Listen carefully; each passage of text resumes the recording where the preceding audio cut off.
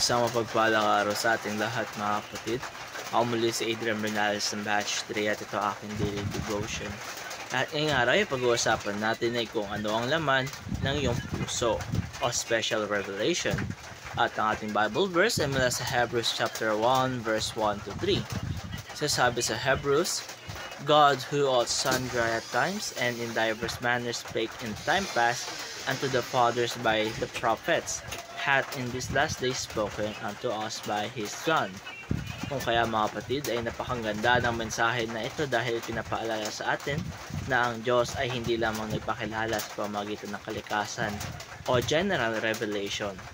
Nakikita natin ang kanyang kapangyarihan araw-araw, mga buwan, mga bituin, at lahat ng nilikha. Pero higit pa doon ay may tinatawag tayong special revelation. Ano nga ba ibig sabihin nito?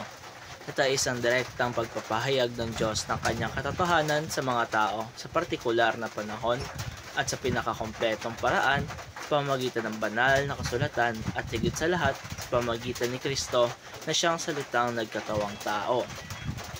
Kung general revelation ay nagpapakita ng existence at power ng Diyos, ang special revelation naman ang nagbibigay ng malinaw at tiyak na mensahe, ang kanyang salita, ang kanyang plano ng kaligtasan at ang kanyang kalooban para sa ating lahat. Kaya mga kapatid, kung mayroon kang isang special revelation ng Diyos sa buhay mo, ibig sabihin nito ay tatlong bagay. Unang-una, you have truly known Christ. Dahil sa salita ng Diyos at sa ginawa ni Kristo sa krus ng Kalbaryo, tunay mong nakilala kung sino siya. Hindi lang siya basta teacher, hindi lang siya basta prophet, kundi siya ang anak ng Diyos na nagligtas sa ating lahat. Dalawa, you have a regenerated heart. Ibig sabihin, ang puso mo ay binago na.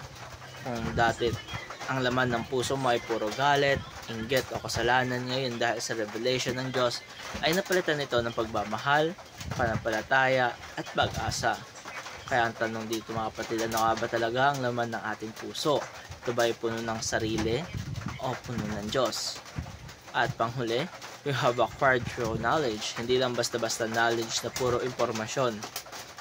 Ito ay knowledge na galing mismo sa Diyos. Knowledge na may kasamang understanding at wisdom kung paano mamuhay ng ayon sa kanyang kalooban. Kaya mga kapatid, kung titignan natin ang special revelation na hindi lang basta libro o history lesson, ito ay buhay dahil si Kristo mismo ang salita na nagkatawang tao. Siya ang tunay nagpapahayag ng Diyos para sa atin. At dito nagtatapos ang aking daily devotion. Maraming salamat sa panonood.